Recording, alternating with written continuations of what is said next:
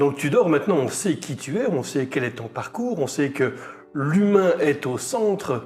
Maintenant, on a parlé, effectivement, on parle, Prinos, c'est de la digitalisation, tu es un expert en digitalisation. Maintenant, effectivement, mais quels sont les services de digitalisation et quels sont les services de training que tu proposes à tes entreprises? On va faire de nouveau référence au site web, donc ce qui se trouve sur le site web. Un premier pôle, c'est le Technological Leadership and AI Adoption. D'accord. Okay. Donc, adoption de l'intelligence artificielle et promotion technologique. Le deuxième pôle concerne les stratégies digitales et les process IT. Le troisième pôle, il devient un peu plus technique, c'est la partie analyse business et fonctionnelle. Et le quatrième pôle revient, en fait, il va être repris dans la partie training, mais c'est le training de carrière pour les gens et éventuellement du life coaching en fonction des besoins des managers. Et donc, en quoi ça consiste, en fait, vraiment ces services que tu proposes, en quoi ça consiste alors? On va prendre, je passe la partie des domaines d'application, trafic, smart city, transport, logistique, pharma, donc il y a quand même 8 domaines importants dans lesquels j'ai déjà pas mal d'expérience. Mais pour aller un peu plus en détail de ce qu'on appelle le technological leadership, il s'agit donc en fait d'introduire dans la société ou de continuer sur la route la partie innovation, culture de l'innovation dans l'entreprise. C'est un premier souci de dire, quand on veut digitaliser, il faut avoir une culture de l'innovation parce que l'arrivée de la digitalisation fait qu'on doit quand même changer certains processus d'entreprise qui doivent être adaptés au fait qu'on digitalise.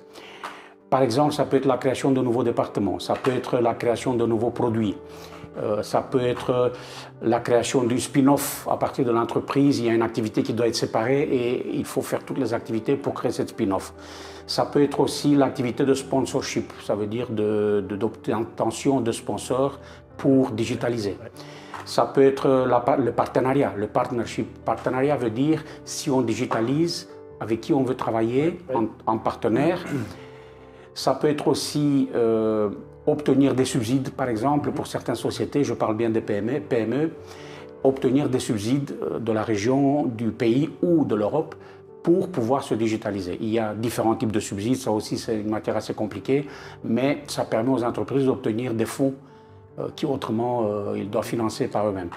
Et puis le business development, ça veut dire le développement du business.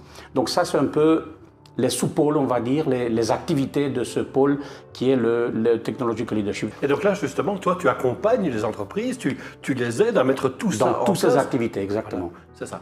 Quand on dit on travaille dans le pôle Technological Leadership, c'est tous ces pôles qui vont être abordés en fonction du besoin de l'entreprise, en fonction du niveau de maturité que l'entreprise a déjà dans un ou l'autre pôle. Est-ce qu'ils ont déjà un service informatique ou pas? Est-ce qu'ils ont des gens qui sont formés à l'intelligence artificielle ou pas?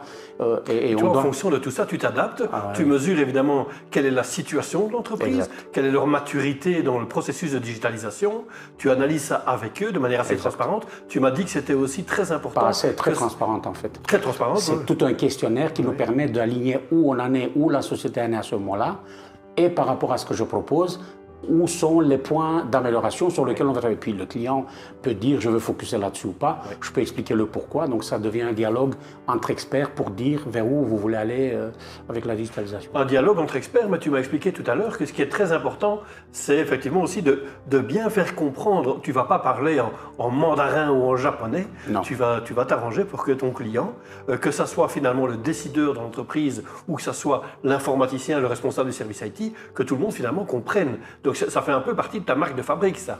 Oui, en fait, j'ai découvert, avec étonnement d'ailleurs, en tant qu'ingénieur déjà et puis en tant qu'informaticien, qu'il y a un grand problème de compréhension.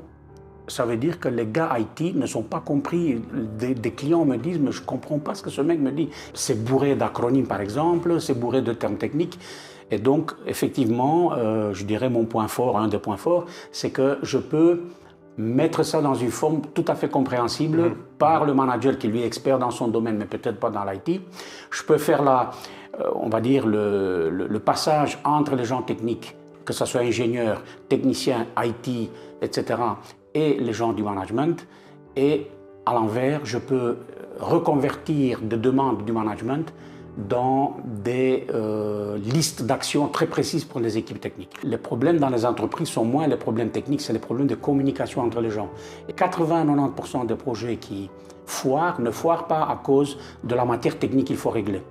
Ça foire à cause du manque de communication correcte entre les gens. Les gens ne se comprennent pas et finalement le projet capote et puis on fait le compte du pourquoi. Ton aide à l'entreprise de passer à la digitalisation, de la digitalisation, c'est bien plus que de la technique, c'est tout un processus. C'est bien plus que la technique. En fait, sur la pyramide des concepts, il faut pouvoir monter et descendre au niveau de la direction, au niveau des techniciens et en latéral dans les différents départements pour être capable de s'assurer en fait qu'il y a une intégration de toutes les activités de l'entreprise de sorte à quand on veut digitaliser, on puisse aller là où on veut. Alors je passe rapidement du technological leadership, digital strategies and IT process. Donc des stratégies digitales et des process IT, c'est quoi?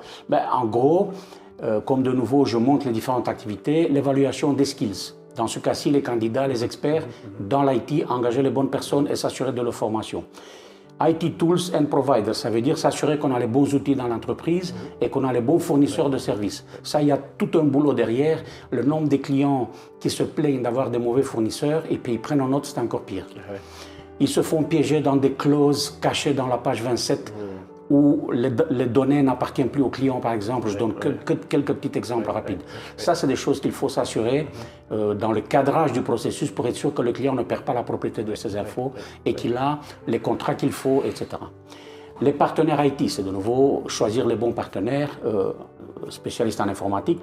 Contract and Framework, ça veut dire les contrats cadres. Je viens de donner un exemple, mais il y en a bien d'autres du fait qu'il faut avoir des contrats en béton avec ses employés, avec ses sous-traitants, avec ses partenaires, avec ses clients. Et je parle bien des contrats spécifiques sur la partie IT. Si on est une société qui donne des services IT, c'est hyper important de se défendre vis-à-vis de ce qu'on peut ou pas faire chez le client et de ce que le client peut ou pas t'attaquer en justice. On parle d'infrastructure IT, pas que du développement, infrastructure IT avec toutes les complexités que ça comporte. On parle de la cybersécurité qui vient avec.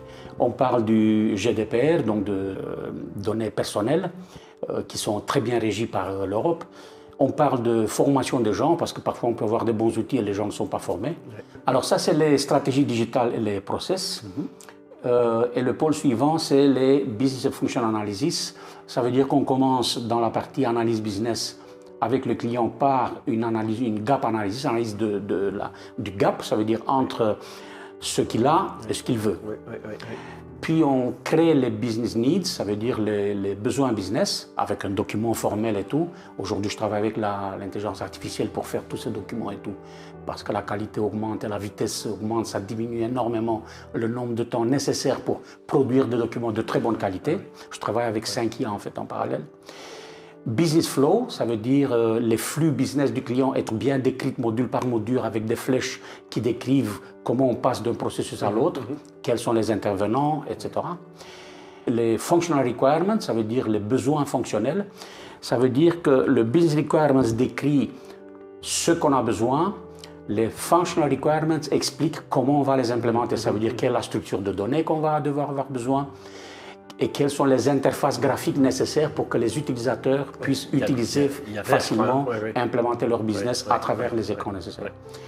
Il y a aussi, donc ça c'est la partie structure de données, la partie écran, il reste entre les deux quelque chose de très important dans tout outil informatique, parce qu'on parle ici d'implémenter un outil informatique, c'est les business rules. Les business rules, c'est toute la logique business qui se trouve entre les écrans dans lesquels on encode des données et l'ADB où on stocke, et qui mouline toute l'intelligence du business du client et qui permet de transformer les données d'un format à l'autre par exemple et qui permet d'appliquer des corrections et des changements dans les données qu'on a encodées pour pouvoir les stocker et l'inverse de ce qu'on a stocké pour pouvoir les afficher de la manière dont par exemple la direction exploiter tout ça quoi, bien exactement sûr. Que ça soit en fait, pour la direction un outil vraiment pour l'entreprise adapté pour l'entreprise et adapté à la vue de direction, à la vue du finance, à la vue des opérationnels, à la vue des techniciens, à la vue etc. Et ça, il s'agit des rapports et statistiques qui sont spécifiques et qui, évidemment, affichent les données dans un format qui est lisible et compréhensible par le département spécifique. Donc voilà un peu. Et puis le dernier, c'est la partie Evolution and Change, mais on parlera dans cette deuxième partie de ce vidéo qui est quelles sont les activités en termes de Human Centered Training.